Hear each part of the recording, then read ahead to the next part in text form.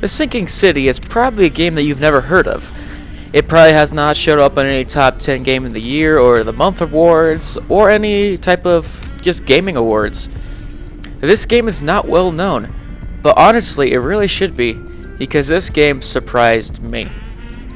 From the looks of it, it doesn't look too pretty, but honestly it's a really fun and engaging game. So today I'll be doing a review over The Sinking City for the PS4. First I'll go over the story overview, then we'll start off with the cons because they're kind of obvious, and then the pros, and then I'll give my final thoughts about it. Alright, so story. So you play as a character named Charles Reed, a private detective from Boston, Massachusetts. And you are haunted by these horrible visions. You have no idea why you have them, and you don't know where they came from. But you heard a man in Oakmont, Massachusetts, could help you with your visions. His name is Throgmorton. Yep, Throgmorton family. So you travel to Oakmont, and you discover why you have your visions. It's a lot different than what you'd expect. You think, he's having hallucinations, something's wrong with his mind, but no, he's actually a bigger part in how this world plays out. Now, it's a little spoiler, but he is known as the Seed. And by what that means is that he will choose the fate of humanity. Now, there's a lot of backstory and a lot of extra content to dive into to explain how it all works out, but I'm going to leave it for you guys if you do want to play this game. Basically, you are the Seed, you decide the fate of humanity, and the city of Oakmont is haunted by these creatures. They call them wild beasts. Wild beasts are these type of animals or creatures that take after human form. Some take after like spiders, and you got these really big monstrosities. So those are infecting Oakmonters because of this epidemic that's going on that Reed needs to solve. Choose the fate of humanity. And please do excuse that squeaky noise I heard in the background earlier. That was my dog squeaking on his toy, so I took it away from him for now, just so I can record in peace and not have squeaking in the background, because that would be super, super annoying. I don't think anyone would appreciate that. Okay, so that's basically the story. You can look up a more detailed version of it anywhere online. It won't be hard to find. Let's start going over the cons. So right off the bat, you can definitely tell that the graphics are not impressive, but they do fit the atmosphere of the game. I mean, it's not as good as God of War or Red Dead Redemption 2, but it's good enough. It does its job without, looking horrible. But it's not bad. You get used to it after a while. And it's not like it was a game on PS2 or something, It's a good AAA game graphic system, So after a while you get used to it, so don't worry about that. But it is kind of bad in dialogue segments, so you'll have Charles and someone else just talking to each other, and they really don't do much with their bodies. They just kind of stand there, move their arms around, and the character designs aren't the greatest, so it's kind of hard not to cringe in the beginning of the game. I know I certainly did when I first saw a dialogue segment. Yeah, but after a while you do get used to it. Just like the graphics, you get used to the awkward dialogue segments. But those dialogue segments do have a lot of useful information in them and interesting story details. So if you get past the bad character designs, you'll be fine. Okay, and also, if you haven't noticed, there is frame drops in this game. For a game that doesn't have that big of an open world, for a game that has not that much detail in it, and lack of colors, I don't know, you'd think it wouldn't have a lot of frame drops or slow processing power, but it does. Like, I wouldn't expect to walk through a city and just get lagged or have frame drops. It should not happen in this game at all, especially when you pay $60 for it. But it's not a make or break deal.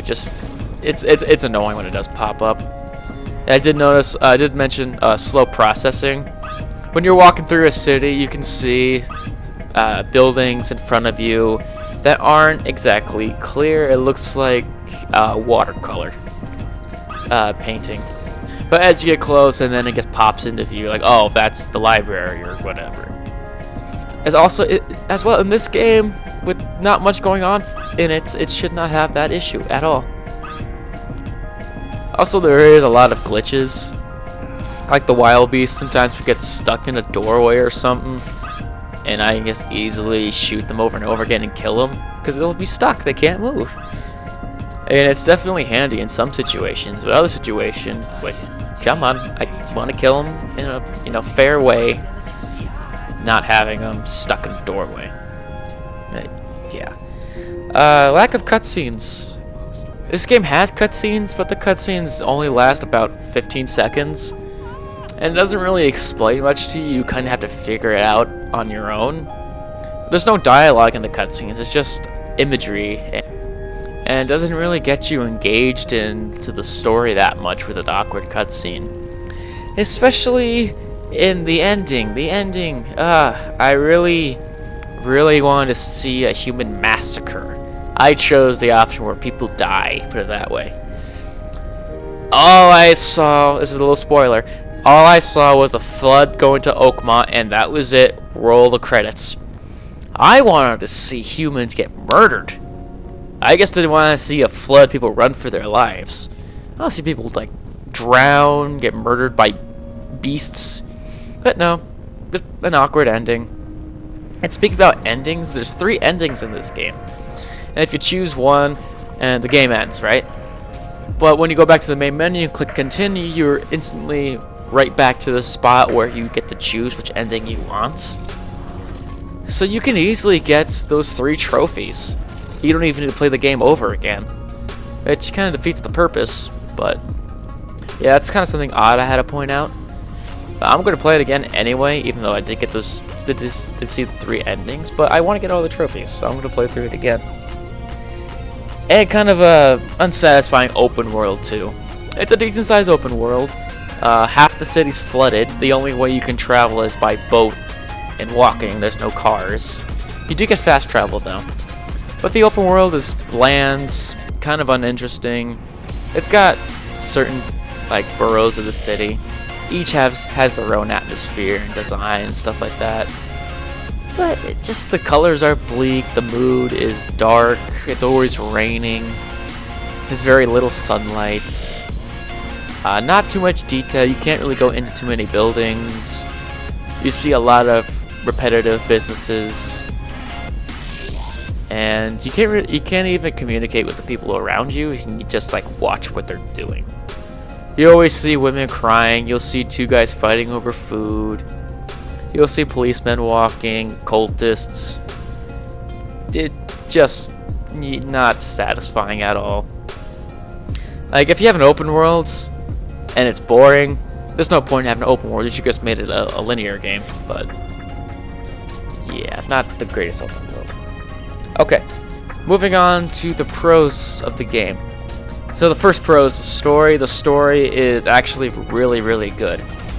Has a lot of detail to it. Had a lot of thought go into it.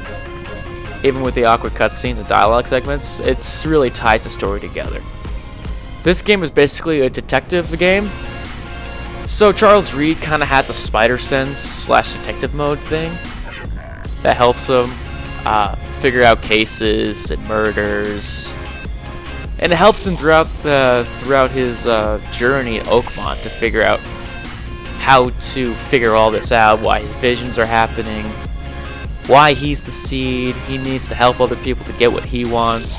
So his detective mode, I think it's called Mind's Eye, that's what it's called, helps him throughout the entire journey, and it's actually a really fun mechanic to use.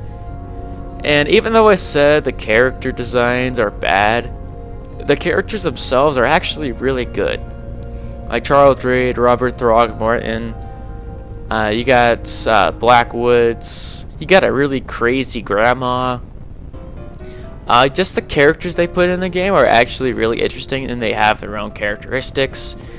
It's just a lot of fun, and it really makes you want to do the side missions. And that's another plus, is the side missions. They are really fun to do. They are really engaging, a lot of detective work, and they're really rewarding too. In this game, money is not currency, ammo's currency. And so, of course, you need ammo for your weapons, and also you get gear and materials to build things with. And also you earn points to earn skill points to upgrade your character. It does have you know, an upgrade tree or whatever you want to call it. So also the gameplay. It's not the most fluent in the world, but it's really good gameplay. Like I said, the detective stuff, that is the best part of the game, and they mastered that. And so detective work, brilliance. Gun gameplay, not the greatest, but it does its job. You kill people, you shoot, you're good. You don't need any type of fancy mechanics. You do have 2 sidearms. You do get a shotgun, a rifle, a submachine gun, and I think that's it. Yeah, and you get to whack people with shovels too, so that's always fun. You do get to swim, but there is man-eating eels that eat you alive, so don't spend too much time in the water. And music. The music really makes this game feel depressing, but depressing in a good way, because that's the game's atmosphere. If you've been paying attention to the videos I've been showing, this game is very dark and depressing. People are scavenging for food. It's just a mess of a town, so it's depressing. But the music really helps with that, and I really do like that attention to detail with the music. And finally, the game length. I got this game for Christmas in 2019, and I finally finished it about a week ago. And this is May 3rd, and yeah, it took me pretty much 4 months to actually finish the game. I mean, I wasn't playing it a lot throughout the week. I would only play like once or twice because that's all I had time for. But I played for a good 5 hours at a time. I just took my time throughout the game, did all the side missions, collected everything, and I don't regret any of it. You know, if a game's good, just take your time through it. Don't rush through it. In this game, you don't want to rush through because there is a lot to uncover and really fun and interesting. So if you ever get this game, I highly suggest you take your time with it. And so that pretty much covers everything that I wanted to go over. So for me, this game will get a 7 out of 10 for score. Minus 3 points because of all the cons I've given. But if you can overlook the bad things about this game is really worthwhile to play. I highly suggest you go out and get it. Buy it brand new. Probably not worth the price tag, but if you can get it for, let's say, $40, I think you're good. Is it worth $60? Hell no. Buy it used or discounted. I'm not sure if they have discounted or not. But yeah, it's definitely worth a shot. If you can get over the so-so graphics, frame drops, slow processing, you'll have a blast with this game. Especially, it's a really good detective game too. I love that part. I just can't express that enough. The detective part in this game is amazing. So if you like detective games, get this game. You will not regret it. Alright, well, that's the end of my video. I really do hope you enjoy, and I hope you watch it all the way through. Thank you guys for watching, and I'll see you in whenever I upload next. Adios.